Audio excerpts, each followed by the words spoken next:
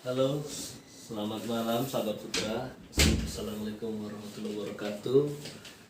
Kali ini Putra lagi di Bukit Tinggi, tepatnya kita lagi di penginapan. Alhamdulillah bertepatan dengan hari kemerdekaan 17 Agustus 2020. Insya Allah kita akan nanti bervideo di Lubang Jepang, sekaligus untuk beberapa tempat-tempat sejarah lainnya.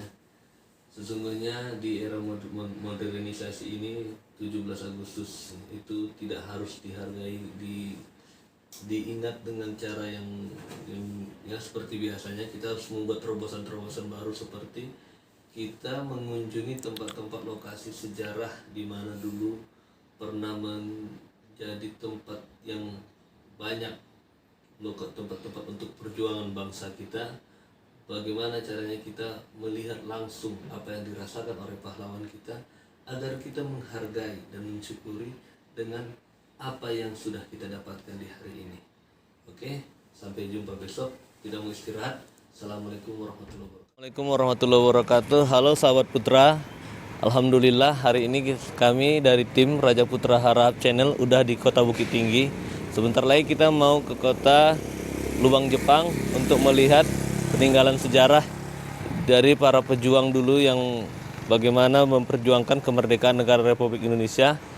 Yang Putra sampaikan untuk saat ini adalah marilah kita mengingat para pejuang, para pahlawan kita. Ingat kata Bung Karno, jas merah, jangan sekali-sekali melupakan sejarah. Assalamualaikum warahmatullahi wabarakatuh, sampai jumpa lagi, see you.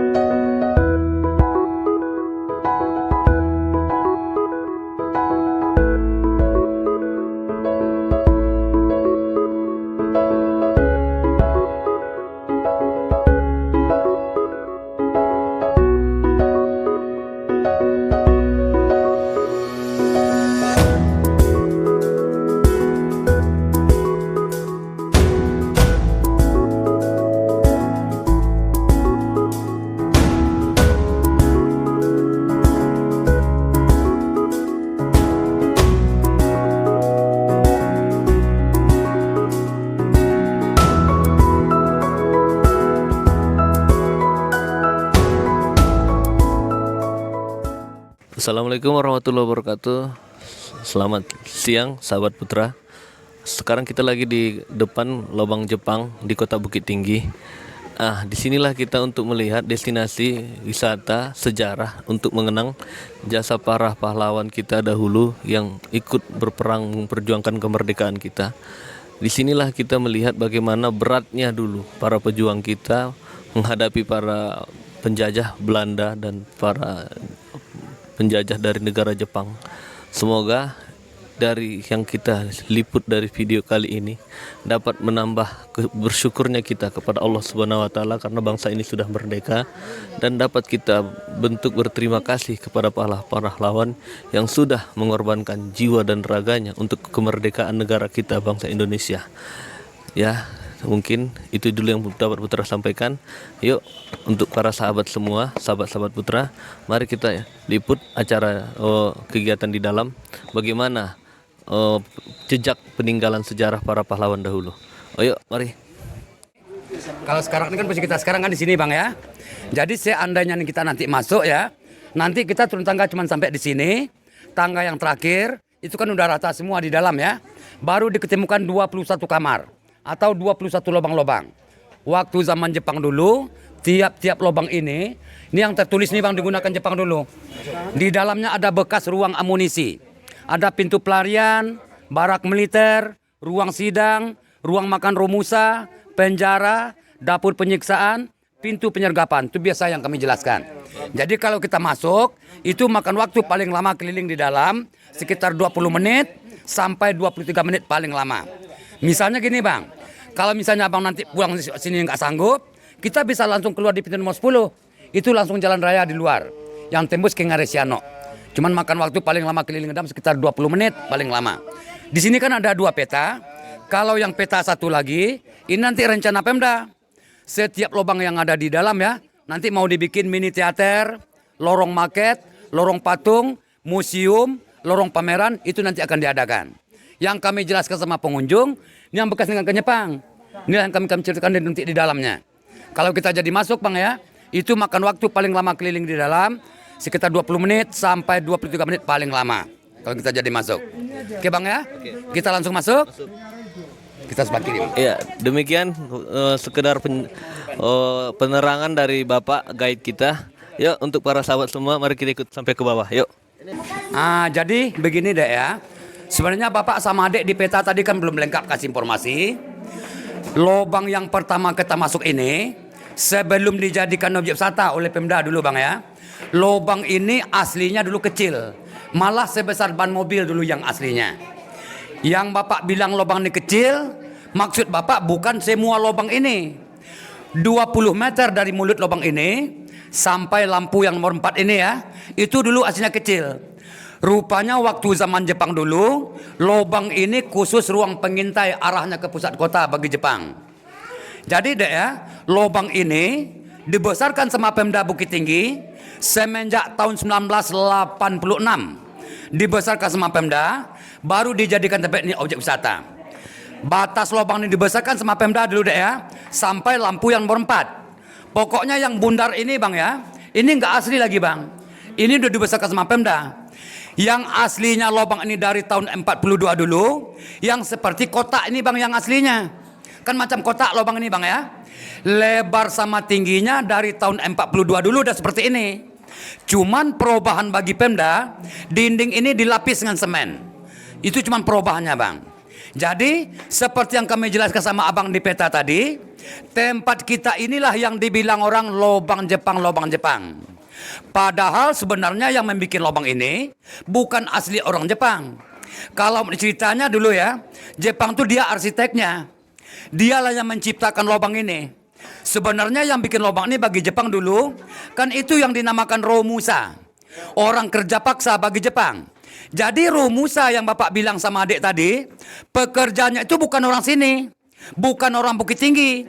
Dulu Bapak dapat informasi dari saksi mata, yang membuat lubang ini ada 3 daerah didatangkan dari luar Pulau Sumatera ini.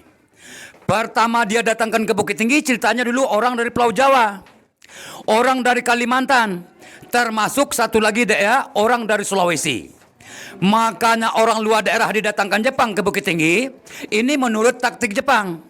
Seandainya ada salah satu dulu yang meloloskan diri, atau ada yang melarikan diri yang namanya Romusa ini, yang pertama orang tuh nggak mengenal Bukit Tinggi ini. Itulah taktik Jepang. Yang kedua, tahun 1942 dulu, kan belum semua orang kita ini menggunakan bahasa persatuannya dulu. Masih banyak menggunakan bahasa daerahnya masing-masing. Maka itulah ceritanya orang kita ini ditukar-tukar bagi Jepang. Termasuk deh orang Bukit Tinggi ini ya, juga dikerjakan Jepang ke luar daerah. Sebab Jepang bikin lubang seperti ini bukan di Bukit Tinggi saja. Di Bandung juga ada, di Biak Papua juga ada, di Bali, di Aceh. Cuman menurut ceritanya ya, yang terpanjang atau yang terbesar.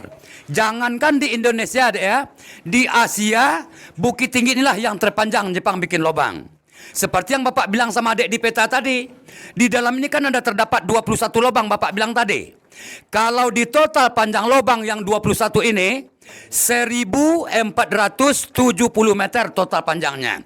Berarti lebih kurang 1,5 kilo. Itu belum termasuk lubang di Bukit Tinggi semua. Kalau di total semua panjang lubang di Bukit Tinggi mencapai 8 kilo panjang lubang ini. Sebab deh ya, lubang dari sini ada tembusannya ke pusat kota Jam Gadang. Dari sini ada tembusnya Benteng Fordekok, Kampung Cina, Simpang Jambu Air jalannya ke Padang. Jadi umumnya di bawah kota Bukit Tinggi ini sudah lubang semua. Maka itulah orang Bukit Tinggi ini dek nggak ada bikin bangunan melewati dari 7 tingkat ke atas. Walaupun hotel, rumah sakit, rumah sekolah maksimalnya 7 tingkat yang boleh. So cerita orang ahli geologi, tanah Bukit Tinggi ini nggak padat lagi. Sekarang begini dek, kita kan sudah sampai rata seperti ini ya. Mulai kita dari sini sampai nanti lampu yang terakhir di sebelah kanan kita ini nanti ada 6 lubang. Waktu zaman Jepang dulu ya, yang 6 lubang sebelah kanan kita ini itu dia gunakan dulu sebagai tempat penyimpanan senjata atau yang dinamakan ruang amunisi. Cuman yang pertama inilah disengaja dengan Pemda yang aslinya. Ini kan ada bacanya di atas kita ini ya, ruang amunisi. Dulu yang aslinya ruang amunisi ini bukan yang ini lantainya. Yang di atas itulah lantai aslinya dulu yang di atas itu. Termasuk langit lubang ini. Ini kan sebagian sudah dikorek sama Pemda ya. Padahal yang aslinya langit lubang ini dulu yang di atas kita ini Jadi berarti tinggi ruang amunisi ini aslinya dulu 1 meter. 1 meter. Ini yang aslinya Kalau adek melihat ya, lubang ini kan cuma sampai di sana batasnya. Kayaknya ada mentok ya. Padahal masih ada lubang lagi arahnya ke kiri kita ini. Waktu Bapak menjelaskan di peta tadi kan 2 jalur jalannya. Ini satu, yang di ujung sana satu lagi.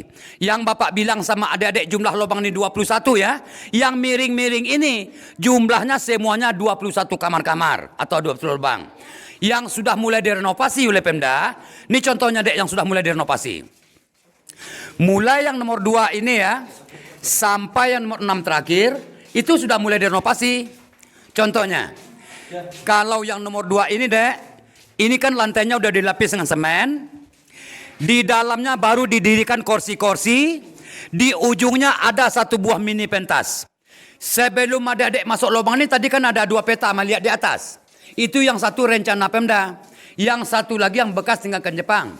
Jadi rencana Pemda nanti bekas ruang amunisi nomor 2 inilah nanti mau dibikin mini teater. Mini teater ini khusus tempat pemutaran film dokumenter namanya. Jadi bagaimana cara Romusa itu dulu disiksa Jepang bikin lubang ini. Setelah tempat kita nanti ini selesai direnov, baru diaktifkan satu persatu. Itulah rencana Pemda. Kecuali lubang yang di sebelah kiri. Kalau yang di sebelah kiri kita ini, lubang ini tembusnya ke jurang. Di luarnya ada lembah namanya Sungai Ngaresiano. Rupanya waktu zaman Jepang dulu ya, lubang inilah bekas tempat pelarian bagi Jepang. Waktu lubang ini dikepung oleh tentara sekutu.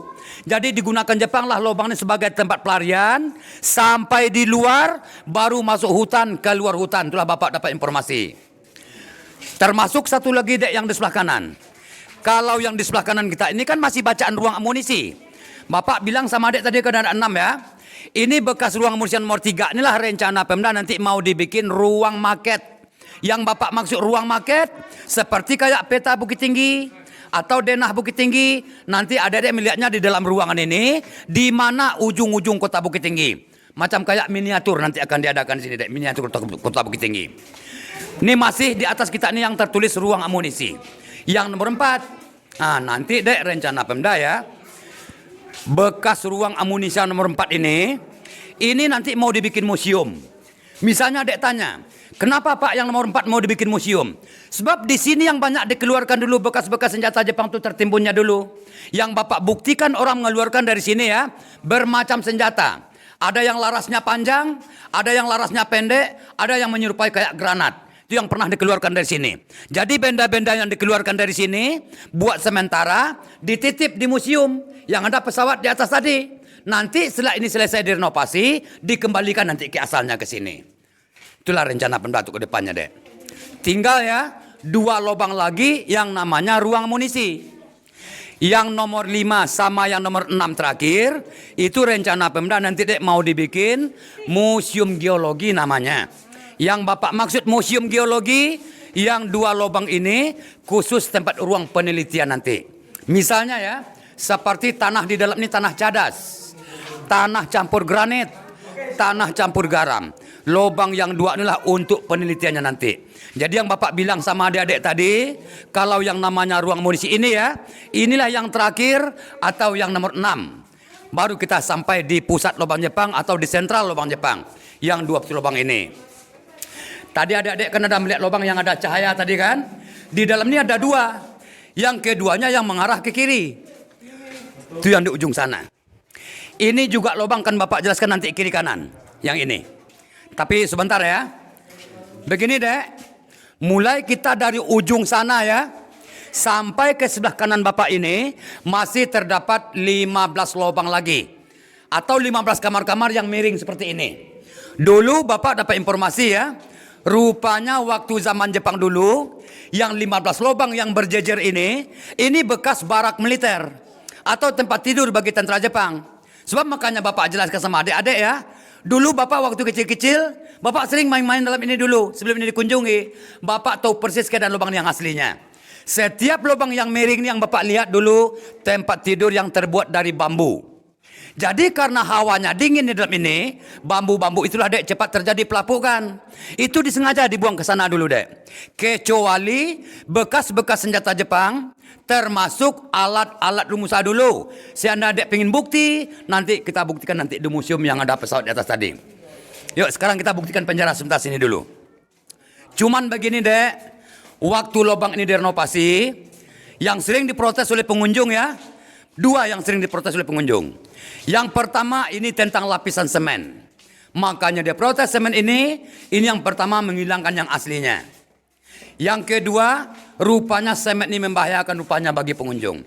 Makanya Bapak bilang membahayakan bagi pengunjung, sebelum dilapis dengan semen, setiap dulu Bukit Tinggi ini musim hujan, biasanya hujan itu akan merembes. Rupanya semenjak dilapis dengan semen, positif air hujan itu menumpuk di atas semen, rupanya makin lama makin berat, sebagian ada yang amblas. Yang kedua, yang sering diprotes oleh pengunjung tentang pembikinan kafe. Dulu rencana Pemda yang 2 lubang ini kan mau dibikin kafe. Kafe ini juga dibatalkan. Nggak jadi. Makanya dibatalkan. Kalau Bapak lanjutkan bikin kafe, yang pertama lubang ini makin lama makin hilang sejarahnya ceritanya. Yang keduanya, mungkin kebanyakan Pak nanti orang bikin maksiat dalam ini. Tolong Bapak batalkan kafe ini, Bapak usahakanlah menukar dengan yang lain. Itulah cerita pengunjung sama Bapak deh. Yuk sekarang kita lihat penjara dulu di sini. Ada satu buah penjara akan Bapak jelaskan. Cuman ya orang yang dimasukkan ke penjara itu bukan semua deh ya. Hanya puluhan orang. Yang bikin lubang ini kalau ceritanya dulu ribuan. Adik bayangkan ya 3 daerah atau 3 provinsi yang dia datangkan ke sini. Jawa, Kalimantan, Sulawesi. Yuk sekarang kita buktikan dulu dek sini. Dek, akibat lapisan semen Bapak bilang tadi ya. Ini yang di atas adik lihat sekarang ini. Inilah sebenarnya akibatnya. Ini contohnya dek. Yuk sekarang kita bukti ke penjara dulu. Ini maaf dek ya. Sebagian lampu ini ada nggak mati dek. Yuk tapi insya Allah nggak ada apa-apanya dek. Jadi dek, seperti adik-adik tadi ya. Semua dinding lubang ini adik lihat tadi kan udah dilapis dengan semen. Yang aslinya yang ini. Ini belum pernah dirubah semenjak tahun 42 dulu sampai sekarang. Kecuali lantai yang kita pijak ini. Inilah bentuk aslinya dari tahun 42 dulu. Dinding ini dek. Maaf, ini contohnya dek. Dari tadi adik jalan ala lubang ini. Kan baru kali ini adik melihat yang aslinya ya. Disinilah adik akan membuktikan rupanya tanah lubang Jepang ini 20% mengandung batu intan. 80% itu yang dinamakan cadas bercampur batu granit. Granit ini bang yang makin kena air makin padat. Itu bilang orang ahli geologi, sayang Pak dindingnya dilapis dengan semen, itulah cerita sama kami. Buktinya tanah ini mengandung batu intan. Coba adek geser berdiri di sini sedikit dek. Coba geser sini berdiri sedikit dek. Mulai adek bantu melihatkan, coba adek lihat dinding ini dulu. Ada nggak berkaca-kaca begini? Coba adek buktikan sampai ke langit lubang ini. Tapi nggak semua dek. Sebagiannya lagi itu yang dinamakan cadas.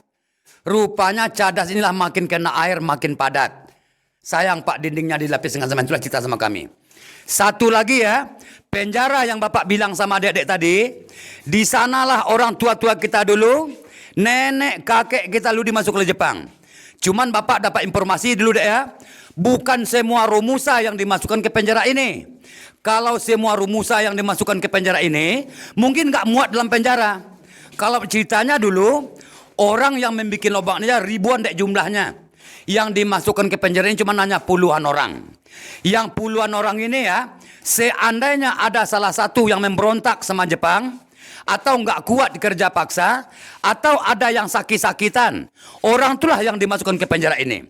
Kalau adik melihat kayaknya penjara ini kan sekarang kecil deh ya. Kalau sebesar ini Pak penjara ini, cuma berapa orang Pak yang muat di sini dulu kan begitu ya. Ini sebenarnya tumpukan pasir. Tumpukan pasir ini waktu lubang ini habis direnov oleh Pemda dulu, daripada sisa pasirnya bertumpuk di jalanan, buat sementara dia satukanlah di sini. Seandainya nanti pasirnya akan dikeluarkan lagi, sebenarnya yang pasti panjang penjara dari trali ini ke ujung 46 meter. Belok kirinya 5 meter. Jadi sebenarnya penjara ini berbentuk letter L. Dan lagi kalau adik lihat trali ini sekarang kan besi ya.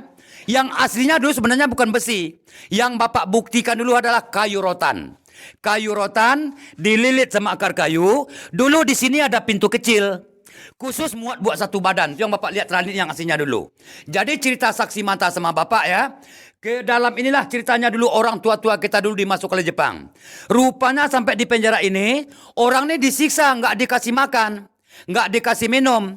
Seandainya ada salah satu yang mati kelaparan di penjara ini, baru dia buang melalui dapur namanya di sini. Di dalam dapur ini terdapat 2 buah lubang kecil. Ini contohnya di dalamnya. Yuk kita buktikan ke dalam Jadi ya kalau ceritanya ya, melewati lubang inilah orang-orang ini dibuang sama Jepang.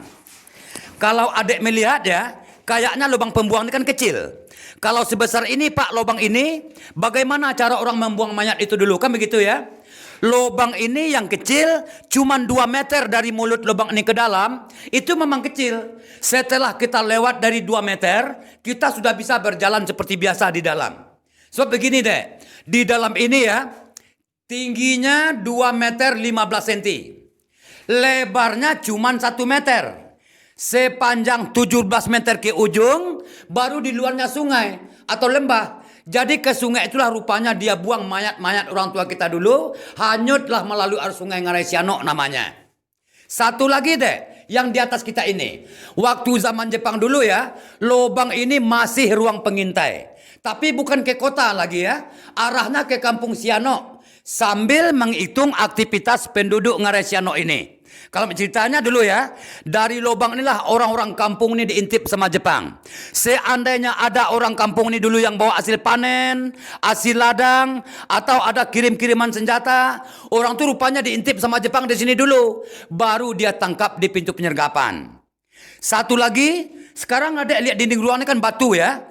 Yang aslinya bukan batu, bambu dulu yang aslinya. Bambu ini makanya dibuka tahun 2004, banyak pengunjung yang trauma lihat dinding bambu ini. Ada pengunjung yang Bapak bawa dulu ada yang nangis lihat dinding ini. Malah ada yang pingsan. Sebab ya, antara sela-sela bambu masih kelihatan bercak-bercak darah orang tua kita dulu. Ini sebenarnya bukan dapur. Ruang inilah yang dinamakan ruang eksekusi atau ruang penyiksaan bagi Jepang. Itu yang Bapak bilang Madek tadi. Ini satu lagi ya, yuk sambil jalan lagi. Ini Bapak sama adik-adik, makanya Bapak sering cerita sama adik-adik dari tadi tentang saksi mata ya. Dulu pernah ceritanya orang kampung ini ditangkap oleh Jepang sebanyak 6 pedati. Adik-adik paham nggak pedati? Kebudayaan orang Minang, pedati itu dulu kan ada gerobak yang ditarik sama kerbau. Jadi berarti satu pedati itu dulu satu orang. Setelah diintip sama Jepang dari lubang kecil tadi, 6 orang kampung ini ditangkap sama Jepang di sini. Namanya pintu penyergapan. Jadi orang yang dia tangkap di pintu penyergapan ini dimasukkanlah ke penjara ini selama 4 hari. Itulah ceritanya dulu ya. Selama 4 hari 4 malam nggak dikasih makan minum. Ada satu orang yang pura mati. Yang pura mati inilah sempat tanya jawab sama kami dulu, orangnya tahun 2001 dulu. Pernah Bapak tuh dibawa ke lubang ini dulu pakai kursi dorong, dikawal sama orang Pemda, diiringi sama orang Prusata, cuman Bapak pemandu ini hanya pendengar di belakangnya dulu. Waktu Bapak saksi mata tuh dibawa ke lubang ini, dia nggak mau masuk ruang dapur itu dulu masih ingat Bapak sebab dia trauma lihat lubang pembuangan. Kalau ceritanya dulu ya, karena dia pernah dibuang lah melewati lubang itu dulu. Bapak lihat mukanya cacat, ditanya sama orang Pemda, Pak, Bapak makanya kami bawa ke lubang ini, kami ini mau tanya sama Bapak. Yang kami tanyakan sama Bapak, dulunya muka Bapak ini kena apa? Saya bekas dihantam nak dengan ekor pistol oleh tentara Jepang nak ceritanya. Bapak lihat hidungnya bekas patah, mukanya robek. Jadi cerita Bapak ini sama kami, karena saya ini nggak tahan kena siksaan nak, saya ini pingsan. Waktu saya pingsan, dikira Jepang ini saya ini udah mati. saya juga dibuang nak melewati lubang kecil tadi ceritanya. Bang, sebentar terhenti cerita bang ya. Dek, lubang inilah yang bapak bilang sama adik tadi, yang ada hubungannya dengan ruang pengintai dalam dapur tadi. Jadi orang-orang kampung ini setelah diintip sama Jepang dari lubang kecil tadi, seandainya ada orang kampung yang dia curigai, baru dari sinilah dia ambil, dia rampas, dia sergap hasil panen orang kampung ini. Sebab di ujung lubang ini udah jalan raya. Maka itulah di atas adik ini ada tertulis pintu penyergapan. Di atas adik ini. Jadi kita sambung lagi ceritanya dek ya. Nah, jadi seperti bapak bilang tadi yang saksi mata ini, karena saya ini nggak tahan nak, saya ini pingsan. Waktu saya pingsan, dikira Jepang ini saya ini udah mati. Saya juga dibuang nak melewati lubang kecil tadi ceritanya sama kami. Rupanya sampai saya di luar, saya ini sadar merasakan air sungai ini dingin. Saya terbangun. Ternyata nak saya sudah di luar lubang ini, bilang bapak ini. Saya usahakanlah nak melarikan diri, malah saya lapor sama TKR namanya. Tentara Keamanan Rakyat. Jadi dek, karena fasilitas tentara Jepang sebanyak 132 orang mengawasi lubang ini, rupanya TKR inilah dia minta bantuan sama tentara sekutu. Sebelum dikepung oleh tentara sekutu, lubang ini ceritanya ya, negara Jepang dihancurkan dulu. Namanya Hiroshima sama Nagasaki. Jadi setelah dihancurkan gudang senjata Jepang, di mana-mana Jepang itu berkuasa, di sanalah dia ngangkat bendera putih, langsung ngaku kalah, termasuk di Bukit Tinggi ini. Jadi bapak ini sebenarnya makanya banyak sedikitnya tahu tentang sejarah lubang Jepang ini. Cerita saksi mata tadi itulah sebenarnya yang bapak sampaikan kepada pengunjung. Sayang dek ya, saksi mata yang bapak jelaskan tadi, dia meninggalnya dulu tahun 2004, umurnya waktu itu 86 tahun, malah dia meninggalkan anak 2 orang. Cerita bapak itu sebenarnya kami sampaikan kepada pengunjung dek. Ini satu lagi dek ya. Nah, itu kan udah jalan besar di luar itu dek. Kan udah jalan raya di luar. Adek mengira tadi Jepang ini pertama menggali lubang tangga yang adek turuni tadi. Bukan dari sana adek sebenarnya. Padahal pertama Jepang itu menggali lubang ya, dari sinilah awal dia gali. Baru ke barak militer, terus ke ruang amunisi yang bapak jelaskan tadi, terakhir baru tangga yang adek turuni tadi. Jadi tangga yang adik-adik turuni tadi, makanya bapak bilang awalnya sebesar ban mobil, lubang itu sebenarnya bagi Jepang khusus ruang pengintai arahnya ke pusat kota. Padahal dari sini pertama digali. Dan lagi tadi bapak juga ada bilang sama adik-adik, lubang ini ada nembus ke pusat kota Jam Gadang, Benteng Fordekok, itu yang di ujung sana. Tapi belum dibuka untuk pengunjung. Soalnya tempat kita ini keadaannya baru 80%. Sudah lengkap yang direncanakan Pemda tadi, baru dibuka yang tembus ke Jam Gadang sama Benteng Fordekok. Oke? Nah, yuk kita jalan lagi bang. Nah, dek, bapak di sini, walaupun selaku pemandu, bapak sebenarnya belum tahu semua tentang sejarah lubang Jepang ini. Masih ada 2 lagi yang belum bapak ketahui tentang sejarah lubang Jepang ini. Yang pertama yang belum bapak ketahui sejarah lubang Jepang ini ya, kemana dia buang bekas galian tanah ini, itu sampai sekarang masih dalam pertanyaan. Coba adik bayangkan ya, 1 meter aja kita gali tanah, udah setinggi ini tumpukan tanahnya, itu baru 1 meter. Coba adik bayangkan yang adik kelilingin tadi, berapa juta kubik tanahnya. Seandainya dia tumpuk di luar pintu utama ini, mungkin bisa terjadi gunung kecil. Padahal sedikit pun nggak ada tanda-tandanya kemana dia buang bekas galian tanah ini. Itu yang pertama yang belum bapak mengetahui. Yang kedua, berapa jumlah Romusa yang mati di dalam ini. Soalnya ceritanya dulu ya, setiap yang mati, orang ini kan dibuang ke lembah atau sungai. Setiap yang mati, orang ini dibuang ke sungai. Jadi bapak ini nggak tahu pasti berapa jumlahnya. Kecuali dia gali lubang, dia kubur ke dalam lubang, mungkin lambat laun kita bisa menghitung tulang belulangnya. Dulu dek, pernah orang tua-tua sini cerita sama kami, rupanya sebelum Jepang berkuasa di Bukit Tinggi, jalan yang adik lihat tadi sudah ada. Itu kalau ceritanya jantung Belanda yang bikin. Kalau Belanda kita kan gak heran dek. Belanda tuh ratusan tahun berkuasa di negara kita ini. Jepang cuma 3 tahun. Tapi orang yang pernah merasakan dijajah Jepang cerita sama kami, biarlah nak sama kami Belanda tuh ratusan tahun daripada Jepang 3 tahun. Itulah kekejaman Jepang sama orang tua kita dulu ceritanya sama kami dek. Nah, kalau mengenai ketinggian lubang ini sampai permukaan tanah 42 meter. ketebalan tanahnya. Luas lubang ini mencapai 4,5 hektar. Total panjang 1.470 meter. Ini dek kena ada melihat lemari kaca ini.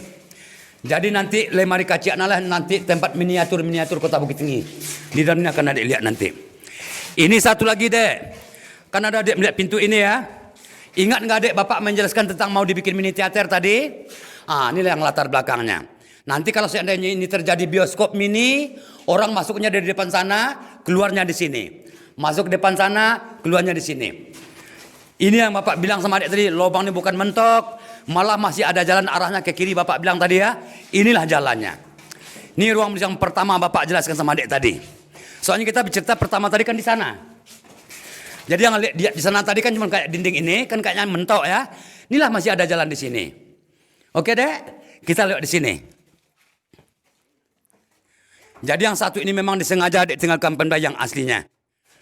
Ini ruang yang pertama ini sebagai bukti bagi pengunjung. Kalau dulu sebelum dikorek di atasnya ya, ini masih merunduk sekali kita lewat di sini dek. Masih merunduk sekali. Cuman ini udah dikorek sedikit dek. Itulah ceritanya dek yang Bapak dengar dari saksi mata. Cerita itu. Kalau adik ingin melihat peninggalan Jepang, nanti kalau adik ada waktu, karena Bapak bilang tadi ada museum di depan seberang jalan tadi, boleh adik buktikan ke sana. Di seberang jalan itu dek. Inilah tangga kita tadi. Oke deh ya. Nih. Ya, demikianlah untuk sahabat Putra, Raja Putra Harap Channel. Demikianlah tadi penjelasan dari Bapak guide tour kita hari ini. Semoga apa yang disampaikan Bapak ini dapat menambah pengalaman kita, dapat menambah pengetahuan kita mengenai bagaimana yang dirasakan oleh para pendahulu kita, orang-orang tua kita dulu di masa-masa penjajahan oleh di bawah naungan Jepang. Semoga apa yang kita pelajari ini dapat menambah bersyukurnya kita kepada para pahlawan serta kepada Tuhan Yang Maha Esa bahwa kita hidup tidak di masa penjajahan Jepang. Mungkin sekian dulu yang Putra dapat sampaikan. Bila ada kata-kata yang salah mewakili Bapak ini, saya juga meminta maaf. Wabillahi taufiq wal hidayah. Assalamualaikum warahmatullahi wabarakatuh. Jangan lupa subscribe channelnya Raja Putra Harap Channel. Assalamualaikum. Alhamdulillah. Mereview lubang Japang Bukit Tinggi sudah selesai. Itu kita tadi sudah ngikutin arahan singkat dari Bapak Nofirman, guide kita. Beliau adalah yang mengetahui bagaimana beratnya dan bagaimana perjuangan para pahlawan dulu, orang-orang Romusha, yang orang Indonesia yang dipekerjakan oleh Jepang secara paksa. Bagaimana beratnya pekerjaan mereka dulu sudah kita review tadi. Sekarang kita bersama dengan Bapak Nofirman akan mereview Lembah Ngarai Sianok, di mana di lembah ini banyak pembuangan para jenazah dari pekerja Romusha atau pahlawan pejuang kita dulu. Yuk, mari kita ikuti Bapak. Ya, ini kita sudah bersama Bapak Nofirman. Kita serahkan kembali mic ini kepada beliau untuk menjelaskan kepada kita semua, sahabat-sahabat Putra, bagaimana Lembah Ngarai Sianok ini dulu yang dijadikan tempat pembuangan oleh Jepang kepada pekerja Romusha dan para pahlawan kita dulu yang berada di Kota Bukit Tinggi. Ya Pak, silakan.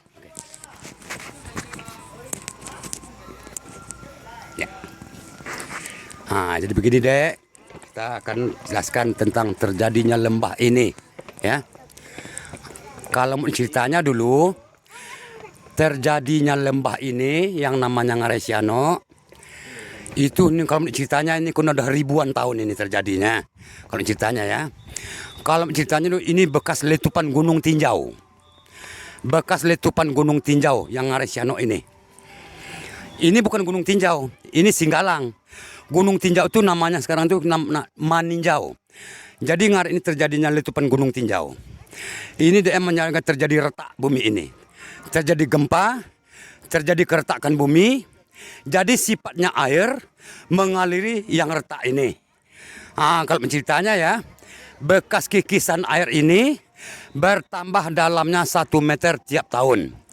Kalau panjang lembah ini mencapai sekitar 87 kilo. panjang lembah ini. Ini berasal dari Kampung Padang Luar, berakhirnya di daerah Palupuh jalannya ke Medan. Kita sana dulu, Dek. Sana dulu apanya, Dek. Yuk kita buktikan dulu. Nah ini.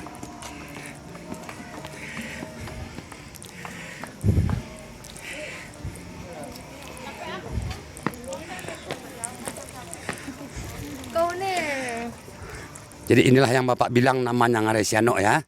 Ini lembah ini panjangnya mencapai sekitar 87 kilo lebih kurang. Ini berasalnya dari Kampung Padang Luar. Berakhirnya di daerah Pelupuh Jalan ke Medan. Kalau kedalamannya ke bawah sekitar 115 meter kedalamannya ke bawah. Kalau lebar lembah ini ke kampung sana itu mencapai sekitar 563 meter. 563 meter lembahnya panjang ini. Jadi nah yang kami bilang Madek tempat pembuangan bagi Jepang dulu. Yang namanya Ngarai Sianok ini. Kalau yang Bapak bilang ada satu lubang tempat pembuangan mayat Jepang tadi, itu yang sebelah sana. Yang di ujung sana, pas di bawah menara pandang itulah posisinya. Di bawah itulah tempat sungai pembuangannya, Dek, ke bawah. Soalnya air sungai ini besar dulunya, Dek. Ini kan udah separuh air sungai ini tinggal ya. Yang separuh lagi itu diambil untuk sawah ladang namanya. Nah, inilah sisa. Jadi menurut ceritanya dulu ya, ke Ngarai Sianok lah dibuang mayat-mayat orang yang membuat lubang ini dulunya. Ke Ngarai Sianok ini. Nah, inilah kami bilang lembah sama Adik tadi. Kalau lembah ini nih udah ribuan tahun terjadinya. Ini bekas letupan Gunung Tinjau namanya. Bukan Gunung Singgalang. Yang Gunung Singgalang yang ini. Itu yang gunung berapi. Ini bekas letupan Gunung Tinjau ini. Nah, ke Ngarai Sianok inilah pernah ada. Jadi Ngarai inilah yang diambil sama Presiden Soeharto dulu untuk menjadikan lambang uang 1000 kita lama tahun 80-an.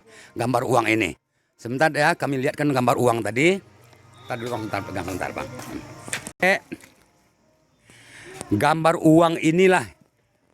Ngarai inilah yang dijadikan lambang uang 1000 kita lama tahun 80-an. Maka itulah diambil Ngarai ini untuk lambang uang 1000 kita lama ini, Dek. Dijadikanlah lambang uang 1000 rupiah Indonesia lama. Uang ini. Itulah mengarah ke sana posisinya, Bang. Semuanya ini, Mbak ini, Bang. Nah. Ini panjang lembah ini, 87 kilo panjangnya. Sampai arah ke Medan ini, Bang. Panjang lembah ini. Sampai arah ke panjang lembah ini. Kalau dalamnya dalam ini, Bang, tempat ini. Nah, inilah kalau ceritanya dulu ya, bekas letupan gunung lah terjadinya ini dulu. Tapi ini 2000-an tahun, Dek, bukan ratusan tahun ya. Ini 2000-an tahun terjadinya lembah ini. Bayangkan ya, waktu zaman Belanda ini sudah ada juga. Apalagi waktu zaman Jepang baru kemarin lah terjadi seperti ini. Inilah yang Bapak bilang Ngarai Sianok bagi kita ini. Oke, Bang. Oke. Selanjutnya kita menjelaskan patung yang di sana, Pak. Apa? Ya. Ya, berikutnya kita akan mendengarkan wawancara dengan Pak Nofirman. Ada 2 patung kolonel Jepang yang dulu adalah beliau ini komandan dari pemberontakan pasukan Jepang di Kota Bukit Tinggi. Ya, sangat luar biasa ya untuk para sahabat putra semua.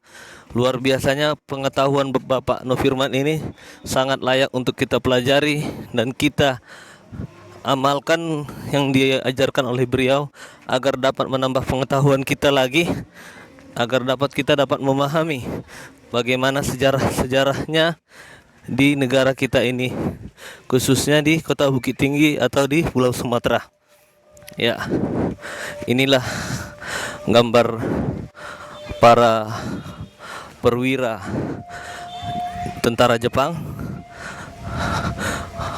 Ini adalah patung miniatur dari kolonel Jepang.